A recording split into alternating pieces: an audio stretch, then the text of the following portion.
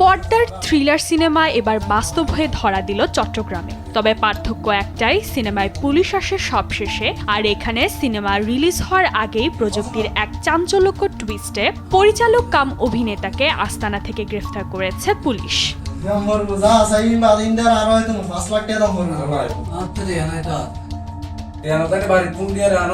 ঘটনাটির সূত্রপাত গত ১ জুলাই চট্টগ্রামের হাটহাজারীতে নিখোঁজ মোহাম্মদ রাশেদুল আলম নামের এক ব্যক্তিকে কেন্দ্র করে। পুলিশের সূত্র অনুযায়ী তার নিখোঁজের দুদিন পর স্ত্রী রিনা আক্তারের কাছে একটি চাঞ্চল্যকর ভিডিও আসে, যেখানে দেখা যায় দেশীয় অস্ত্রের মুখে রাশেদুলকে জিম্মি করে ১০ লাখ টাকা মুক্তিপণ দাবি করছে দুর্বৃত্তরা। ভিডিওটি থানায় জমা দেওয়ার পর তা মুহূর্তে সামাজিক যোগাযোগ মাধ্যমে ছড়িয়ে পড়লে পুরো এলাকায় ব্যাপক তোলপাড়ের সৃষ্টি হয়।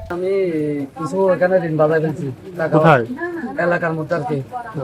এই টাকা বাজার কারণে আমি দিশাহারা হয়ে বাড়িতে চলে গেছি আর কি।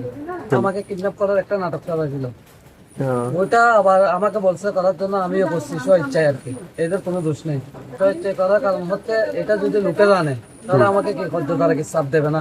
এখানে জিডি করবে এটা আমি জানি না, তো আমার পুলিশ করবে এটা আমি জানি না, এটা আমি চিন্তা করি নাই, এটা আমার মনে আসেনি।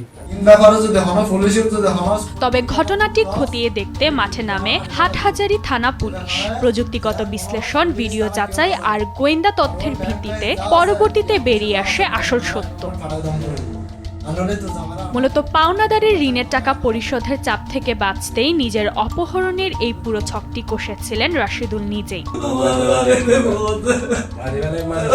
অনুসন্ধানের এক পর্যায়ে রাঙ্গুনিয়ার দক্ষিণ রাজানগর এলাকায় রাশেদুলের অবস্থান শনাক্ত করে পুলিশ।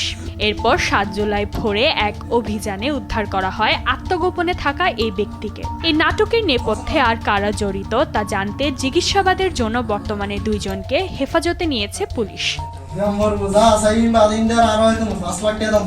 নিউজ ডেস্ক, দেশ টিভি।